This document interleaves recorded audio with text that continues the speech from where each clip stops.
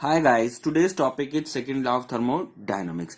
Topic को start करने से पहले मैं आज आपके लिए कुछ नया लाया हूं जो मैं आपको वीडियो के एंड में डिस्कस करूंगा। जैसा हम जानते हैं कि हम अब की बार अपने पे विश्वास रखते हैं कि हम एग्जाम क्रैक कर लेंगे, तो एग्जाम को क्रैक करने में कोई एक छोटी सी भी मिस्टेक हम ना करें, उसके लिए मैंने इस वीडियो के एंड में, हर वीडियो के एंड में एक क्वेश्चन डिस्कस करूंगा जो एग्जाम पॉइंट ऑफ व्यू से इंपॉर्टेंट होगा। आप उस क्वेश्चन को ध्यान से पढ़िएगा और उस क्वेश्चन का आंसर कमेंट बॉक्स में जाके उसका आंसर दीजिएगा, ताकि आप क्वेश्चन जो नए नए क्वेश्चन है और इंपॉर्टेंट क्वेश्चन है उनको मिस ना कर सके और आराम से उनको करने में कोई गलती ना कर सके। तो आप आते हैं हमारे टॉपिक पे। तो सबसे पहले हम बात करते हैं कि सेकंड लॉ ऑफ थर्मोडायनामिक्स क्या है। उससे पहले यह जानना बहुत जरूरी है कि फर्स्ट लॉ ऑफ थर्मोडायनामिक्स जब थी तो सेकंड लॉ ऑफ थर्मोडायनामिक्स को हमने क्यों पढ़ा और क्यों second law of thermodynamics picture में आई। तो सबसे पहले हम बात करते हैं कि इन थर्मोडायनामिक्स हम जानते हैं कि energy can flow in the form of heat और वर्क, कि एनर्जी, सिस्टम की एनर्जी फ्लो कर सकती है हीट और वर्क की टर्म में। उससे हमें एक लॉ मिली जिसका नाम था फर्स्ट लॉ ऑफ थर्मोडायनामिक्स। तो मैं आपको आपके सामने थोड़ा सा बताता हूं वो क्या है। तो first law of thermodynamics it simply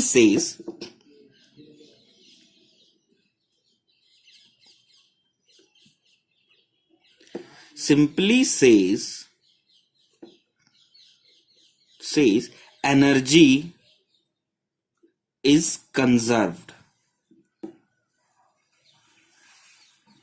energy is conserved का मीन्स दैट इज, इसका मीन्स क्या हो जाएगा कि it convert one form to another form,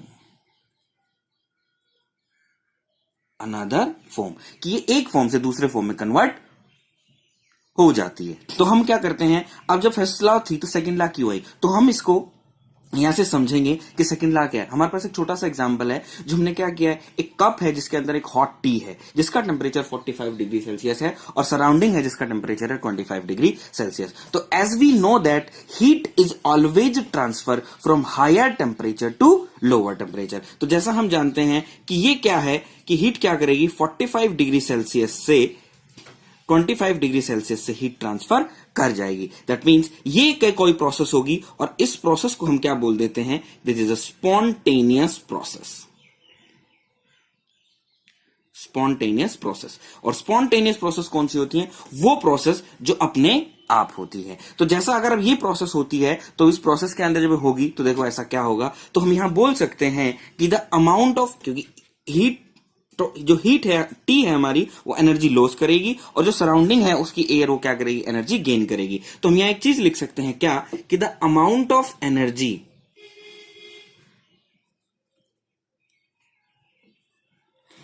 of energy loss by the T is equals to the amount of energy gained by surrounding air।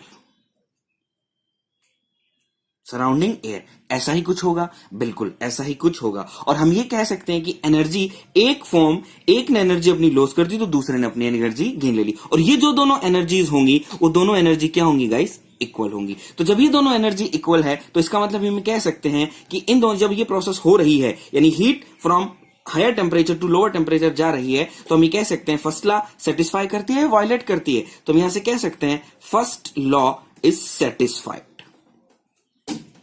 First law क्या करती है, satisfy. अगर guys मैं ये करूं, ये तो प्रोसेस हो गई, इसका मतलब हो गई। तो अब हम बात करते हैं कि इफ इस प्रोसेस को हम रिवर्स करते हैं, कि then let us reverse process, let us consider reverse process का मतलब कि जो सराउंडिंग ने जो एयर है उसने जो हीट ली है वो सारी की सारी हीट हम वापस ले लें और इसको टी को दे दे और इस टी को गर्म कर दे, ऐसा हो सकता है। दैट मीन्स कि जो हमने हीट एयर ने ली एयर ने ली, ये हमने किसको दे दी, टी को, और टी को हमने क्या कर दिया, जो टी थी उसका टेम्परेचर हमने क्या कर दिया, इंक्रीज कर दिया, यानी टी को क्या कर दिया, होटर कर दिया, टी को होटर कर दिया। ऐसा सबसे पहले बताओ, ऐसा हो सकता है? ऐसा नहीं हो सकता, ऐसा नहीं हो सकता, क्योंकि ये अपने आप कभी भी ऐसा नहीं होगा। अगर हम ये कहें कि 1% अगर मैं गाइस में मान लेता हूं कि ये जो है, ये जो हमारी प्रोसेस है कि हम बोल रहे हैं कि सराउंडिंग एयर से टी को हीट ट्रांसफर हो गई, 1% में मान लेता हूं कि हो जाती है, तब देखिएगा फर्स्ट लॉ वायलेट करती है? नहीं, तब भी फर्स्ट लॉ वायलेट नहीं करती। क्यों? क्योंकि जितनी एयर इसने, एयर जो लॉस करेगी एनर्जी, उतनी ही टी क्या करेगी, एनर्जी को गेन कर लेगी, और ये दोनों क्या होंगी गाइस, इक्वल होगी। और यही हमें कौन बताता है, फर्स्ट लॉ बताती है कि इट इज कंजर्व्ड। तो हम यहां से कह सकते हैं कि here the first law also satisfied. लेकिन ये प्रोसेस क्या है, this process is not possible, but this process is not possible. तो यहां से बच गाइस हमें क्या पता चला कि जो सेकंड लॉ ऑफ थर्मोडायनेमिक्स है वो हमें क्या बताती है, डायरेक्शन बताती है फॉर द पर्टिकुलर प्रोसेस, कि कोई भी प्रोसेस स्पॉन्टेनियस प्रोसेस है या नहीं है। स्पॉन्टेनियस मतलब कि प्रोसेस अपने आप हो सकती है या नहीं हो सकती। जैसे पहली वाली प्रोसेस थी स्पॉन्टेनियस है, वो अपने आप हो जाती है। यानी हम यहां से क्या बता सकते हैं, हम यहां से ये बता सकते हैं कि कोई जो पर्टिकुलर प्रोसेस अगर हमारे पास है तो वो प्रोसेस फिजिबल है या नहीं है, और it gives the direction of heat. और हम कह सकते हैं कि second law of thermodynamics, it gives the direction of heat और टेल्स अबाउट